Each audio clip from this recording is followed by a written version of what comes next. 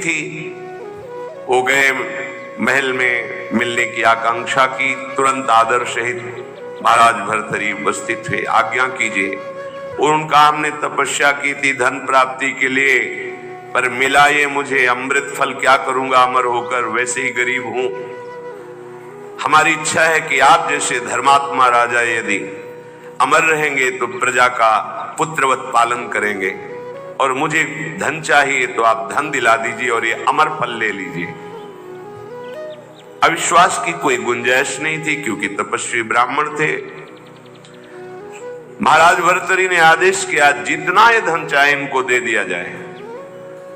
अमर फल लेकर एकांत में विचार किया कि मेरा संपूर्ण मन तो पिंगला में लगा हुआ है, मैं अमर होकर क्या करूंगा। यदि पिंगला अमर हो जाए तो जब तक जीवित रहूंगा ये हमारे साथ रहेगी। पिंगला को बुलाया और कहा, महारानी ये फल खा लीजिए, हमारे देश के ब्राह्मण की तपस्या से ये अमर फल मिला है, इससे तुम मरोगी नहीं, अमर हो जाओगी। उनका आपको पता है कि अमर फल ऐसे नहीं पाया जाता, स्नान आदि करके देवार्चन करके हम पा लेंगे, दे दीजिए। ले लिया। पिंगला ने विचार किया कि अगर मेरा मित्र अश्वपाल अमर हो जाए तो फिर हमारा मिलन होता रहेगा। एकांत में जब अश्वपाल मिला तो उसको अमर फल दे दिया कि तुम पालो इसे। उसने भी कहा हम पालेंगे, लेके चला गया। और उसकी परम आसक्ति थी महाराज के दरबार की नर्तकी वैश्या से। नवयुवती अत्यंत सुंदर। उसने उस वैश्या को बुलाया अश्वपाल ने और कहा कि अमर फल मुझे प्राप्त हुआ है, मैं अमर होके क्या करूंगा, मेरी आसक्ति तो तुम्हारे में है, तुम इसे पालो, अमर हो जाओगी। तो जब तक मैं जीवित रहूंगा तुम्हें देखता रहूंगा, तुमसे मिलता रहूंगा। वैश्या ने फल ले लिया। वैश्या ने विचार किया, मैं जिस दरबार की नर्तकी हूं तो अमर होकर क्या करूंगी, नाचती ही तो रहूंगी। अगर मेरा महाराज अमर रहे तो अच्छा रहेगा। नर्तकी ने उनके निज महल के अंगरक्षक से कहा कि मुझे महाराज से मिलने की प्रार्थना की जाए और मिलाया जाए। महाराज कृपा करके मिले, क्या बात है। तो उनका, मैं आपके दरबार की नर्तकी हूं, मुझे अमर फल मिला है, मैं आपको देना चाहती हूं। होश उड़ गए महाराज, वही अमर फल। वैश्या से कहा कि तुम्हें किसी भी तरह का दंड नहीं दिया जाएगा, पर तुम सत्य बोलो, ये अमर फल कहां से प्राप्त हुआ है।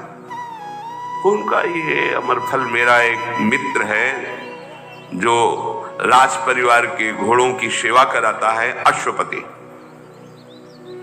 उसने हमें दिया है। और वो महल के पीछे ही था अश्वशाला। महाराज समझ गए। उसको बुलाया अश्वपति को और कहा, भाई वैसे तो खड़े खड़े हम तुम्हारे सैकड़ों टुकड़े करवा सकते हैं, पर हम तुम्हें क्षमा करते हैं यदि तुम हमें सच्ची बात बता दोगे कि तुम्हें अमर फल कहां से प्राप्त हुआ है। डरते हुए भयभीत होकर उसने कहा, महारानी पिंगला ने दिया है। होश हो गए। ओहो, मुझ चक्रवर्ती सम्राट से ये तृप्त नहीं है, अश्वपाल से आसक्ति, अश्वपाल महारानी पिंगला से आसक्त नहीं है, वैश्या से। धिक्कार है इस काम को। सभा में कलम पधार रहे ऐसी घोषणा कर दी जाए और गुप्तचरों को भेजा कि विक्रमादित्य जहां भी किसी भी जंगल में कहीं भी खोज कर लाए जाए, हम उनसे क्षमा याचना करेंगे, वो मेरे भाई हैं, मेरे से गलती हो गई। गुप्तचरों को पहले से ही पता था कि वो कहां है। विक्रमादित्य को भी बुलाया गया सभा में। भर्तृहरि जी पहुंचे और कहा, पिंगला को उपस्थित किया जाए। राज आज्ञा, तुरंत पिंगला जी को उपस्थित किया गया। बोले, मेरे देश के ब्राह्मणों की तपस्या का फल संपूर्ण प्रजा और राज्यसभा देखे। मैं अपनी तलवार से रानी का गला काटूंगा, पर वो मरेगी नहीं, क्योंकि इसने अमृत फल खाया है। और तलवार खींचा, जे ही प्रहार करो, चीख पड़ी, नहीं महाराज रुकिए। क्यों, तुम्हें संशय है, अमृत फल मिथ्या नहीं हो सकता। उनका, मैंने पाया नहीं। क्या किया, अश्वपाल को दे दिया, क्योंकि मेरी आसक्ति अश्वपाल।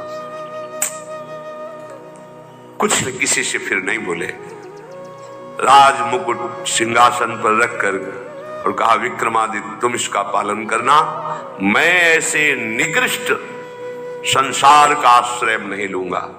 धिक्कार है, कैसा ये काम है जो मुझ चक्रवर्ती सम्राट से ये पिंगला तृप्ति का अनुभव नहीं कर पाई, विश्राम नहीं मान पाई। ये अश्वपाल से, अश्वपाल महारानी से नहीं, एक वैश्या से।